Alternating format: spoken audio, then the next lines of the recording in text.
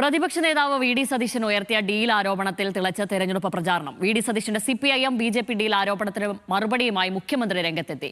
കോലീബി സഖ്യത്തെക്കുറിച്ച് ഓർമ്മിപ്പിച്ച മുഖ്യമന്ത്രി രാഹുൽ ഗാന്ധിയും സംഘവും BJPയുടെ ബി ടീമാണെന്നും ആരോപിച്ചു. അതേസമയം സംസ്ഥാനത്ത് കോൺഗ്രസ് CPIM ഡീലാണ് നടക്കുന്നതെന്ന് ആരോപിച്ച് BJPയും രംഗത്തെത്തി.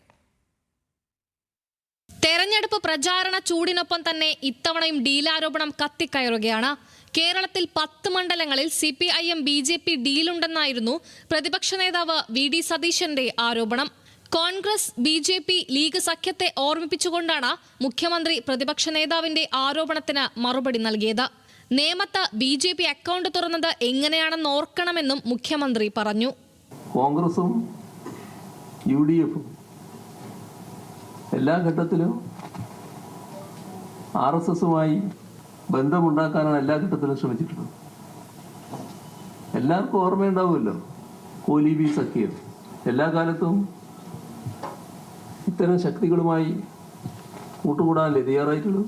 ദേശീയ തലത്തിലും BJPയുടെ ബി ടീമായാണ് കോൺഗ്രസ് പ്രവർത്തിക്കുന്നതെന്നും മുഖ്യമന്ത്രി ആരോപിച്ചു. എന്താണ് കോൺഗ്രസിന്റെ അഖിലേന്ത്യാ നേതൃത്വത്തിന്റെ അവസ്ഥ? എന്താണ് BJPയോട് അവർ സ്വീകരിക്കുന്ന? രാഹുൽ ഗാന്ധിയും കോൺഗ്രസും എത്ര കണ്ടാണ് BJPയുടെ ബി ടീമായി മാറുന്നത്? കേജ്രിവാളിനെ അറസ്റ്റ് ചെയ്തപ്പോൾ പടക്കം പൊട്ടിക്കായിരുന്നില്ലേ കോൺഗ്രസ്? കൈയടിച്ച് പ്രോത്സാഹിപ്പിക്കുകയല്ലേ ചെയ്തത്?